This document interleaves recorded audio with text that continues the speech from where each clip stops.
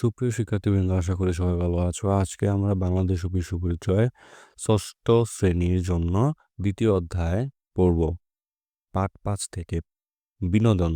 প্রাচীন যুগে বাংলাদেশের বিনোদনের অংশ হিসেবে নাচ, গান, নাটক, মল্লযুদ্ধ ও কুস্তি খেলার প্রচলন ছিল।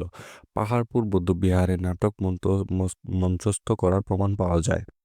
পোড়ামাটির ফলকে কাসর, করতাল, ঢাক, বীণা, বাঁশি, মৃদঙ্গ, মৃৎভাণ্ড প্রভৃতি বাদ্যযন্ত্র দেখা যায়। স্থাপত্য।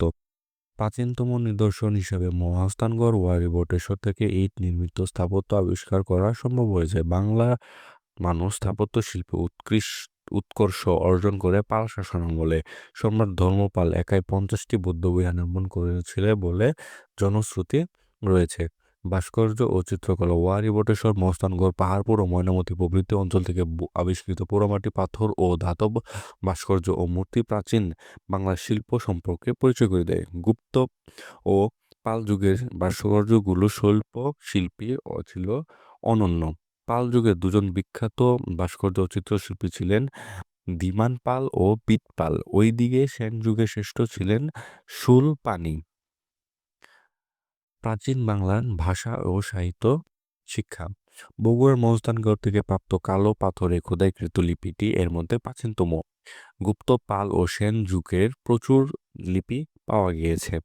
পাল যুগের ঘটনা নিয়ে কবি সন্ধ্যাকর নন্দী রচনা করেছেন রামচরিত কাব্যগ্রন্থ। এর পাশাপাশি পাল আমলেও আরও রচনা করা হয়েছিল চর্যাপদ।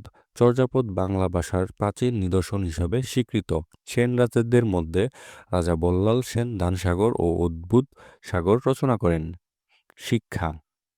পাল যুগের আগে বাংলার শিক্ষা সম্পর্কে খুব বেশি জানা যায়নি। এখানকার শিক্ষকদের বলা হতো আচার্য বা ভিক্ষু, আর শিক্ষার্থীদের বলা হতো শ্রমণ। মুসলিম শাসনের আমল। আগামী ক্লাসে আমরা পড়ব পাঠ ৭। সে পর্যন্ত সবাই ভালো থাকো, সুস্থ থাকো। ধন্যবাদ সবাইকে।